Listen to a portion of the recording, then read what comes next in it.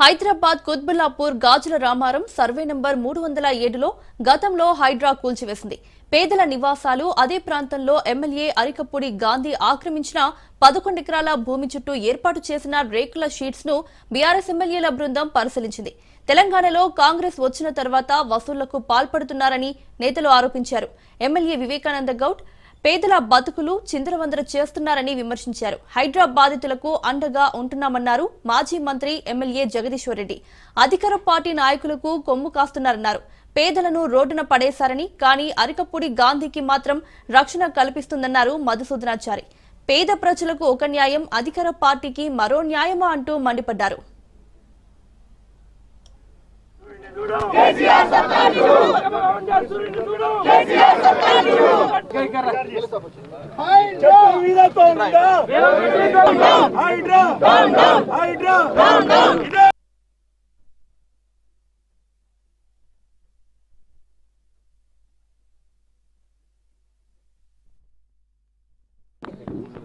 మరి తెలంగాణ రాష్ట్రంలో కాంగ్రెస్ ప్రభుత్వం వచ్చిన తర్వాత రేవంత్ రెడ్డి గారి ఒక నాయకత్వంలో హైడ్రాను అడ్డుపెట్టుకొని ఏ రకంగా వసూళ్లకు పాల్పడుతూ ఉన్నారో, ఏ రకంగా హైడ్రాతోని పేదల బతుకులు చిందరవందనం చేస్తున్నారో, ఏ రకంగా పేదలని ఇల్లు కూల్చేసి రోడ్డుకి ఈడుస్తున్నారో అన్నీ కూడా చూస్తూ ఉన్నాం. హైడ్రా ఒక చేస్తున్నటువంటి ఒక తప్పుడు విధానాలతో ప్రజలు ఏ రకంగా ఇబ్బంది పడుతూ ఉన్నారు. మరి హైడ్రా ఒక తీసుకున్నటువంటి నిర్ణయాలు, హైడ్రా తీసుకున్నటువంటి చర్యల వల్ల పేదలు ముఖ్యంగా మరి ఎవరైతే గుడిసెలు వేసుకొని ఉన్నారో వాళ్ళ బ్రతుకులు ఏ రకంగా చిందరవందరమైనాయో గత 2 సంవత్సరాలు చూస్తూ ఉన్నాం. మరి ఒక హైడ్రా బాధితులకి తెలంగాణలో ఉన్నటువంటి గతంలో పనిచేసినటువంటి మా ప్రభుత్వం మరి చేసినటువంటి అనేక మంచి కార్యక్రమాలు ఇప్పుడు అపోజిషన్ పార్టీలో ఉన్న తర్వాత మా పార్టీ కార్మిక అధ్యక్షులు కేటీఆర్ గారు ఒక ఆధ్వర్యంలో హైడ్రా బాధితులకు అండగా ఉండి హైడ్రా చేస్తున్నటువంటి తప్పుడు పనులన్నింటినీ ఎత్తి చూపే ప్రయత్నంలో భాగంగా ఈరోజు శాసన మండలిలో ప్రతిపక్ష నేతగా ఉన్నటువంటి మధుసూదనాచారి గారి ఆధ్వర్యంలో మా పార్టీకి సంబంధించిన శాసనసభ్యులు, శాసన మండలి సభ్యులు, మరి మాజీ మంత్రులు, మాజీ శాసనసభ్యులు, మాజీ శాసన మండలి సభ్యులు, సీనియర్ పార్టీ నాయకులందరం కూడా ఒక బృందంగా ఏర్పడి ఈరోజు గాజుల రామవరంలో ఏ రకంగా మరి అన్యాయం చేశారు పేదలకి, ఏ రకంగా అధికార పార్టీ నాయకులకు కొంగు కాస్తా ఉన్నారో ఒక ప్రత్యక్షంగా సాక్ష్యం చూపెట్టడానికి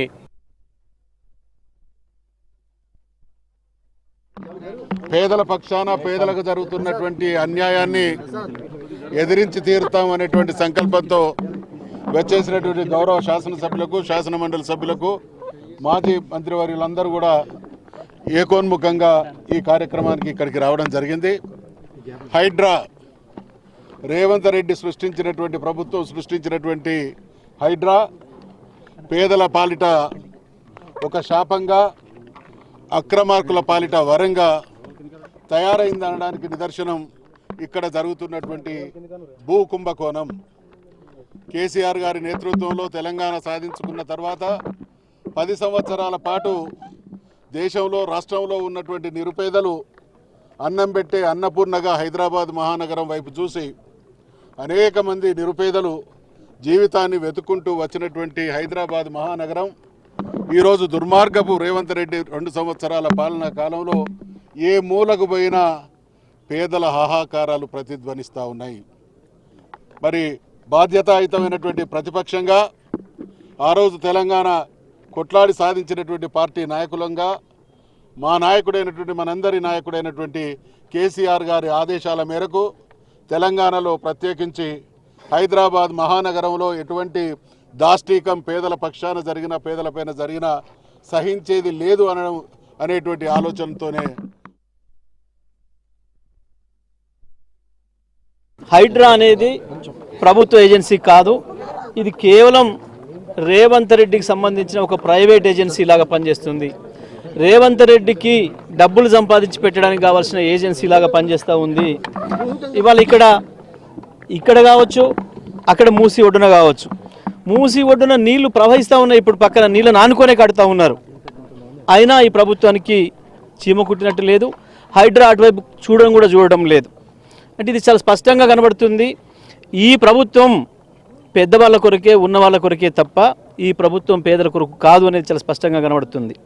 హైదరాబాదు నలుమూలలో ఎటువైపు చూసినా కేసీఆర్ కట్టించిన లక్షలాది ఇండ్లు కనబడుతూ ఉన్నాయి, డబుల్ బెడ్రూమ్ల ఇండ్లు. కానీ ఇవాళ మధ్యలో చూస్తే రేవంత్ రెడ్డి కూలగొట్టిన ఇండ్లు కనబడుతూ ఉన్నాయి, కూలగొట్టి శ్మశానంగా చేసిన పేదల బతుకులు కనబడుతూ ఉన్నాయి. కేసీఆర్ పాలనకు రేవంత్ రెడ్డి పాలనకు తేడా ఇది. కేసీఆర్ 10 ఏళ్లలో నిర్మాణం చేస్తే రేవంత్ రెడ్డి 2 ఏళ్లలో మొత్తం కూలగొట్టి నాశనం చేసిపోయిండు. ఇవాళ రాష్ట్ర భవిష్యత్తుని అంధకారం చేస్తూ ఉన్నాడు, పేదల భవిష్యత్తును అంధకారం చేస్తూ ఉన్నాడు. కేవలం తనకు అవసరమైన, తన రాజకీయ పరపతికి అవసరమైన, తన పదవిని నిలబెట్టుకోవడానికి కావలసిన పని మాత్రమే చేస్తున్నాడు. ఇవాళ బీఆర్ఎస్ నుంచి గెలిచి కొనుక్కున్న వాళ్ళకు ఈ రకమైన నజరానాలు ఇస్తున్నాడు.